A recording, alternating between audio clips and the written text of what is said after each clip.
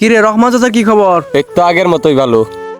কেন চিকিৎসা করাতে পারিস না? চিকিৎসা করলে তো চাচা সুস্থ হয়ে যায়। কেমনে করাবো, আমার তো টাকা পয়সা নাই। কে চিকিৎসা করার তো টাকা পয়সা লাগবে, তাই বলে কি চিকিৎসা করা লাগবে না? কাজ কর তুই।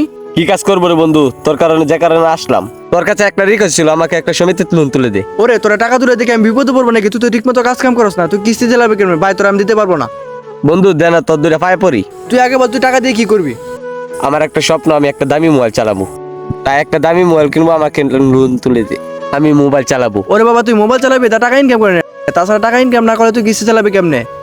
চালাতে পারবো, তুই শুধু আমার লোনটা তুলে দে। তোরা টাকা তুলে দেখে আমি বিপদে পড়বো নাকি? না না, তুই কোনো বিপদে পড়বি না রে বন্ধু, আমি বলতেছি তো। আচ্ছা মনে রাখিস, যা আসতেছি আমি, যা। আচ্ছা ঠিক আছে, আশা করিস। কাজ কামের খবর নাই, মোবাইল চালাবো আবার লোন তুলে আসছে।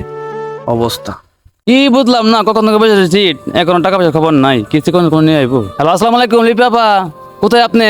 কিস্তি নিয়ে আছেন? এটা একটা আলাপ করলেন, চালু করে আছেন। টাকা নেওয়ার সময় খুব পাওয়া নিতে পারে। ভাই, তুই কিন্তু আমার বিপদে ফেলাইস না। আসসালামু আলাইকুম স্যার। ওয়ালাইকুম সালাম। আচ্ছা ভাই, আপনি তো লোন দেন, তাছাড়া তার নামে কি লোন দেওয়া যাবে না? তার একটু টাকার প্রয়োজন ছিল। না না না, ওর নামে টাকা পয়সা যাবে না। কেন স্যার? ও তো ঠিক মতো কিস্তি দেয় না, লোন দেবেন কেমনে? স্যার আচ্ছা স্যার, আমার নামে লোন দেওয়া যাবে? আমার একটু টাকার প্রয়োজন ছিল, দিলে আমার একটু খুব ভালো হবে। আপনি কয় হাজার টাকা নেবেন? আমার 20,000 টাকা দিলেই হবে। টাকা দিয়ে কি করবেন? একটা কাজ আছে, একটা কাজ করবো। ও বলছি যান, ঠিক আছে, আপনি তো টাকা দিলে ওরে ওরে দিবেন।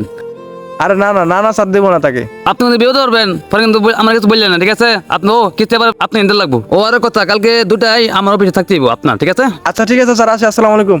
আর শুন, তোর কিন্তু কিস্তি ঠিক মতো চালাইতে হবে, বুঝিস, পরে আমার ফাঁসিস না। কি জানি টাকা দিয়ে গেবে ঝামেলা পড়ে নাকি, আল্লাহ আল্লাহ জানে।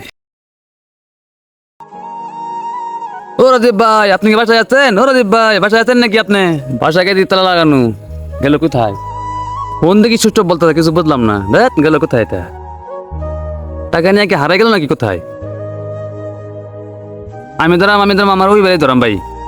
আমি বাইরে বারবার নিষেধ করছি, তারপর টাকাটা নিয়ে গেছে। গিয়ে ভাই কোথায় আছে, আমি বাইরে ধরি গাইরে। ও সৈগ তোমার সনে, সৈগ তোমার সনে। আরে ভাই, আসসালামু আলাইকুম ভাই। সালাম স্যার, হঠাৎ আপনি এখানে? আরে ভাই, আপনি আমি বারবার বলছি না, আপনি কিছু দিতেন না, তারপর আপনি কিছু দিয়েছেন। আমার কিছু লাগবেই, আমার অফিসটা চাপাচ আছে, কিছু দেন। স্যার ওই কি বাড়িতে না? ওর তো ঠিক মতো কিস্তি দেওয়ার কথা ছিল স্যার। আরে দেয় নাই তো। হঠাৎ কোথায় দেবো স্যার? ওই তো ঠিক মতো কিস্তি দেওয়ার কথা ছিল স্যার। ওই তো আমাকে অনেক রিকোয়েস্ট করেছিল, তাই কিছু চলে দিয়েছিলাম ভাই। এখন তো আমি বিপদ বললাম। এখন আপনি টাকা দেবেন। একটু একটু অপেক্ষা করেন, পরে দেয় আমি। এত অল্প করা যাবে না। স্যার আমিও তো আরেকজনের কাজ করি স্যার, আমার তো ঠিক মতো টাকা হবে না। আমার তো বাসায় বাজার নিয়ে যেতে হবে ভাই, আমার তো বাজারে টাকা আছে। আগে আমার চালান, বাজার মাঝে ফারাক করবেন না। আচ্ছা এই স্যার ধরেন। এই কোনে বলছিলাম, তারপর আপনি টাকাটা দিয়েছেন। তারপর কি করবো স্যার, সে বিপদে পড়ছিল, তাই বিপদ থেকে উদ্ধার করতে গিয়ে আমি এখন বিপদে পড়লাম।